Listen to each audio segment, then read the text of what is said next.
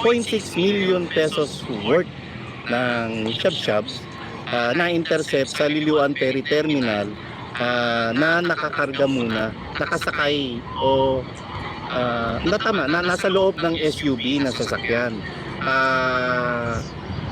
Yung sasakyan na yun, pag-aari ito mismo ni Governor Lyndon Barbers and Congressman Ace Barbers na gamit-gamit ng isang driver na empleyado sa Kapitolyo na under job order status, diba?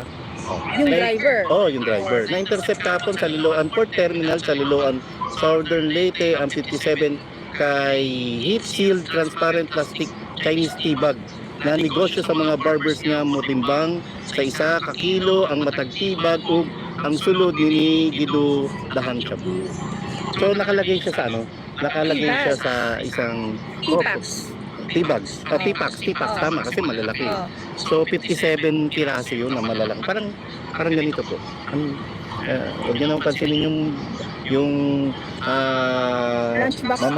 mamahaling dito, ganyan kalaking tea, diba? Ganyan kalalaking tea packs, patawag yan. Anyway, negosyo din nila barber. Yun, negosyo din, diba? So ang negosyo nila mga tsaa. So this time, nag-repack, pero ang laman hindi tsaa. Daw, sabi dun sa report.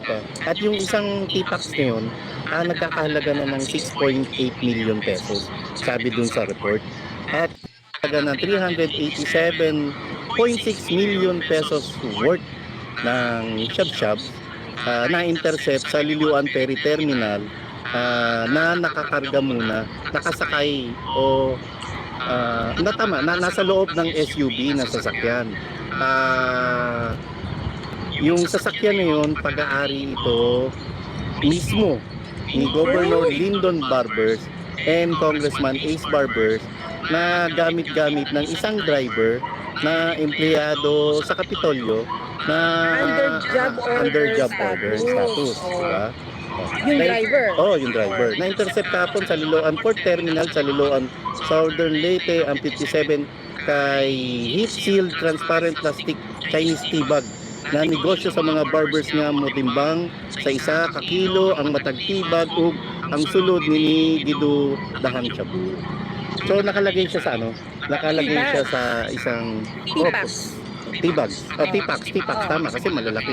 So 57 piraso yun na malalaki. Parang ganito po. Huwag niyo naman pansinin yung mamahaling dito, ganyan kalaking tea, diba? Ganyan kalalaking tea packs, patawag yan. Anyway, negosyo din nila barber. Yun, negosyo din, diba? So ang negosyo nila mga tsaa. So this time, nag-repack, pero ang laman hindi tsaa. Daw, sabi dun sa report.